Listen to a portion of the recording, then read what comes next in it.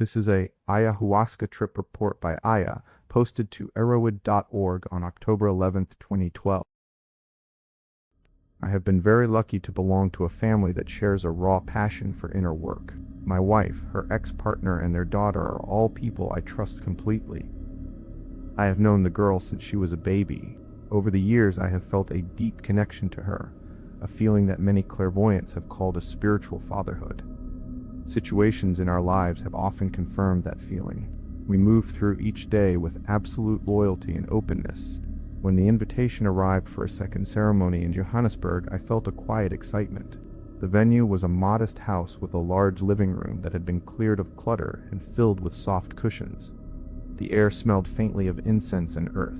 Most of the small group were faces I had already met at the first ceremony a week earlier. Their presence made the room feel familiar, as if we were all part of a small tribe gathering for a shared purpose. The night before the ceremony, we met the shaman for dinner. He was a tall Australian man with a calm demeanor. Over a simple meal of vegetable stew and rice, we talked about the plants, about his relationship to the vine, and about the role of music in the work. He told us that his only reverence was for the plant itself. He did not bring any religious language into the conversation. He explained that he liked to play deep electronic music, letting long stretches of silence sit between the beats. He said that the plant works with the body's own intelligence, and that he would not interfere unless we asked for guidance. His words felt honest, and I felt a sense of relief. I had been hesitant at first. I preferred to do light doses of ayahuasca at home, surrounded by the safety of my own living room. My friend Keith, who had attended the first ceremony with us, assured me that this shaman was different. He said the shaman treated the vine as a teacher, not as a tool for a personal agenda. I trusted Keith's judgment and agreed to attend. On the day of the ceremony, I arrived with my wife, her ex-partner, and our daughter. The house was already humming with a low, steady rhythm of electronic tones. The shaman greeted us with a warm smile and a feather that he used to sweep sage smoke over each participant. As the smoke curled around my head, I felt a subtle shift deep inside, as if a curtain had been drawn back a little. He spoke in a low voice, saying that the smoke would clear our chakras and prepare us for the work ahead. I closed my eyes and breathed in the earthy scent, feeling the smoke settle in my lungs and then rise out again. The first half mug of ayahuasca was handed to me. It tasted as foul as it had the week before, a bitter, sour liquid that made my throat want to reject it. This time there was no honey to soften the taste. I took a quick step outside to light a cigarette. The night air was cool, and the faint glow of streetlights made the world feel still. A friend from the ceremony joined me on the balcony. We exchanged a few words about the upcoming journey, and I felt a calm steadiness settle in my chest. I returned to the ceremony room, laid down on my makeshift bed, and placed my hands on my knees. The music grew brighter, and in my mind I began to see bright, colored, snake-like patterns moving over my skin. The patterns pulsed in time with the beat, shifting from emerald to amber to deep violet. I watched them without trying to control them, allowing each flash to pass. The shaman began to chant softly, his voice low and resonant. He moved around the circle, his feathers still trailing wisps of sage. I felt his presence like a gentle pressure on my shoulders, encouraging me to let go of any expectation. I set my intention clearly in my mind. I wanted to go as deep as possible, to speak with the mother, to bring healing to my loved ones, and to understand the part of me that has always felt separate from this world. I repeated the intention silently, feeling it settle like a stone at the bottom of a lake. After about half an hour, the shaman asked me if I wanted more. I nodded. He handed me a second cup, this one darker and thicker. I lifted it to my lips, feeling the liquid slide down my throat with a sharp acidic sting. I managed to hold it down, though the taste was almost unbearable. The second dose settled in my stomach like a heavy stone. I felt my body begin to lower, as if gravity had increased a little. My breath became shallow, and a wave of cold ran through my veins. I could feel the plant's liquid spreading through my bloodstream, like a freezing river moving through my limbs. Within minutes, the room began to change. The colors on the walls seemed to melt and flow together, turning into a massive technicolor light show that filled my entire field of vision. The music swelled, the bass thudding in my chest, the higher tones glittering like fireworks behind my eyes. I remembered my intention, and with a voice that felt both childlike and ancient, I began to speak to the presence I felt around me. I called it Mother, I called it the plant, I called it the spirit. My veins seemed to bulge as if a cold liquid was invading my bloodstream. Tears streamed down my face, hot and uncontrollable. I begged the Mother to help my family, to keep my wife safe, to protect our daughter, to bring peace to the ex-partner who had been a source of both love and tension. The words came out in a rush, each plea louder than the last. The energy in the room grew intense. I felt myself flickering in and out of consciousness, as if I were a candle flame in a gust of wind. Each time I returned to awareness, I could still hear the music, still see the colors, still feel the pressure of the plant in my body. I tried to stay present, hold on to the list of intentions I had set before the ceremony, but the sensations were overwhelming. The light show intensified, turning into spirals of neon that seemed to spin around me, drawing my attention inward. In the midst of the light, I uttered the word Kali without thinking. The word hung in the air, and the world around me shifted. The bright colors dissolved into a dark, cloudy environment. Shadows moved in the periphery, and a feeling of dread settled over me. I tried to will the dark away, to push the image of a wrathful being that seemed ready to break through the veil. I begged, I pleaded, and after a few minutes the terrifying vision began to fade. The darkness gave way to a void, an empty space that seemed to stretch forever. From the void I felt myself falling backwards into a gigantic black hole. I tried to stop the fall, to cling to something, but my efforts were futile. I let go, surrendering to the pull. A strange whooshing noise filled my consciousness, a sound like wind rushing through a tunnel.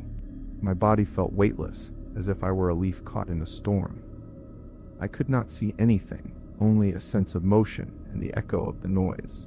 My mind tried to grasp at familiar thoughts, but they slipped away like sand through my fingers. At that moment I became aware of another participant sitting up beside me. Our eyes met for a brief instant. In that glance I felt a strange comfort, as if the other person understood something I could not put into words. I lay back down, my heart pounding, and wept with a joy that was both sudden and deep. I knew in that instant that I was not alone in this space. I felt a presence that seemed to recognize my fear and offered a silent reassurance. I remained in the black hole for what felt like an eternity, the whooshing sound continuing, the sensation of falling never ceasing. My thoughts drifted between fragments of memory and flashes of images that I could not name. The darkness was thick, but within it there was a faint glow, a hint of light that seemed to pulse in time with the music that still echoed somewhere in the distance. I felt the plant's energy still coursing through my veins, a cold fire that both frightened and protected me. As the fall continued, I sensed a shift in the pattern of the void. The blackness began to ripple, like a pond disturbed by a stone. The ripples turned into waves of color, faint at first, then growing brighter. I could see hints of emerald and amber, the same colors that had danced over my skin at the beginning of the ceremony. The music, which had been a deep bass, now added higher notes that sounded like chimes. The combination of sound and light seemed to pull me toward a point at the center of the vortex. I reached that point, and for a moment everything stopped. The falling ceased, the whooshing noise faded, and I was suspended in a space that was both dark and luminous. I could feel the plant's presence surrounding me, a warm, pulsing energy that seemed to cradle my entire being. I felt my heart settle, my breath even out, and a sense of peace settle over the chaos that had preceded it. In that quiet, I could hear a soft whisper, a voice that seemed to come from within the plant itself. It said, "You are safe. You are seen." The whisper gave me a brief moment of clarity. I remembered why I had come, the intentions I had set, and the love I held for my family. I felt a surge of gratitude for the plant, for the shaman, for the people who had gathered around me. The darkness around me began to pulse in rhythm with my heartbeat, and the colors that had returned earlier grew brighter, forming a halo of light that seemed to wrap around me like a gentle embrace. I stayed in that state for a while, feeling the plant's energy flow through me, feeling the music vibrate in my chest, feeling the presence of the other participants' eyes on me. The experience was still unfolding, the journey had not ended, but for now I was held in a place where fear had given way to a quiet, deep sense of belonging. The next moment would bring new images, new sensations, But at this point, the journey had reached a natural pause, a breath before the next wave of the plant's teaching.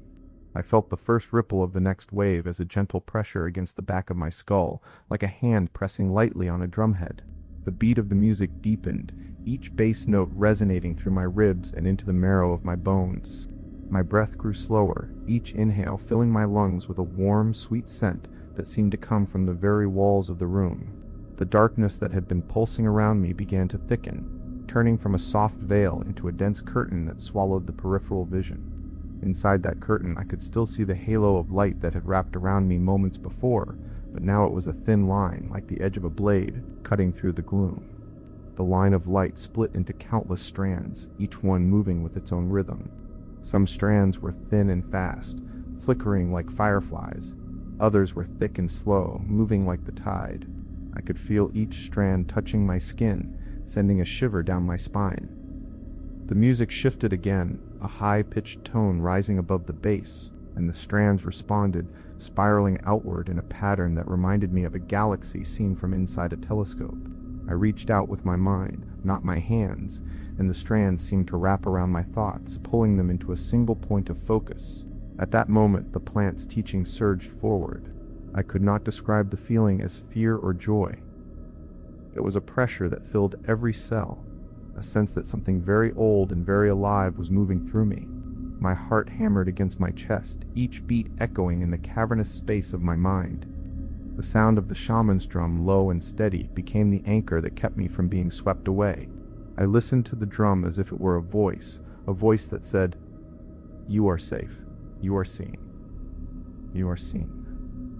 A new image rose from the darkness. I was standing on a shore of a black lake, the water still and reflective. The sky above was a deep violet, speckled with stars that pulsed in time with my heartbeat. I could feel the cold of the lake on my bare feet, the wet sand slipping between my toes. A figure emerged from the water, tall and cloaked in a garment that seemed to be woven from night itself. The figure's face was hidden, but I could sense its intent. It raised a hand, and the water rippled, sending a wave of light across the surface. The light formed a path that led away from the lake, into a forest of towering trees whose trunks glowed with an inner fire. I stepped onto the path without thinking. The ground beneath my feet was soft, each step absorbing the weight of my body as if the earth itself were breathing with me. The trees whispered in a language that I could not hear with my ears but could feel in my bones. Their leaves glowed amber, and as I walked, the glow intensified, spreading up my arms, into my shoulders, into my neck. I felt my spine straighten, my shoulders drop, a release of tension that had been held there since childhood. The whispering grew louder, becoming a chorus of voices that sang a simple phrase over and over. Remember, remember. The phrase settled in my mind like a mantra. I began to recall moments from my life that I had long kept hidden. The first time I held my stepdaughter in my arms, the night I stayed up with my wife after a fight. Quiet moments when I sat alone in the garden and watched the sunrise. Each memory was bright, sharp, as if a spotlight had been turned on it. I saw the love I felt for my family, the fear I carried about not being enough, the guilt that had lingered after I made a mistake at work. All of those feelings rose to the surface at once, and I could not turn them away. The figure from the lake appeared again, this time standing beside me. It placed a hand on my shoulder, and I felt a warmth spread from that point through my entire body. The warmth was not heat. It was a sense of being held, of being understood without words. I felt tears well up in my eyes, and they fell silently onto the path, leaving small pools that reflected the amber light of the trees. The tears were not sad. They were a release of everything that had been held inside for too long. The forest opened up to a clearing. In the center stood a stone altar, smooth and ancient, covered in vines that glowed faintly green. On the altar sat a bowl of liquid that shimmered like liquid mercury. The figure gestured toward the bowl. I knew without being told that I should drink. I lifted the bowl, feeling the coolness of the metal against my skin, and tipped it to my lips. The liquid was sweet, like honey mixed with the taste of fresh rain on soil. As it entered my mouth, a wave of clarity washed over me. I saw a series of images flash like a slideshow, a child laughing, a mother cradling a newborn, an old man sitting alone on a bench, a group of people dancing around a fire. Each image carried a feeling of connection, of belonging, of being part of something larger than myself. The peak of the experience settled into a state of stillness. The music faded to a low hum. The drum became a heartbeat. The forest lights dimmed to a soft glow. I was aware of my own breath, the rise and fall of my chest, the steady beat of my heart. I was aware of the presence of the figure, though I could not see its face. I was aware that I was not alone. The other participants in the room were each on their own journeys, but we shared the same space, the same plant, the same intention. I could feel their energies brush past me like gentle breezes on a warm day. Time seemed to stretch. Minutes felt like hours, hours felt like seconds. I did not know how long I remained in that stillness, but I sensed that I had been there long enough for the plant to finish what it needed to teach me. The figure finally stepped back, its cloak slipping into the darkness. The path that had led me from the lake to the forest began to dissolve, the trees fading into mist. I felt myself being pulled back toward the room, toward the sound of the shaman's voice, toward the smell of sage.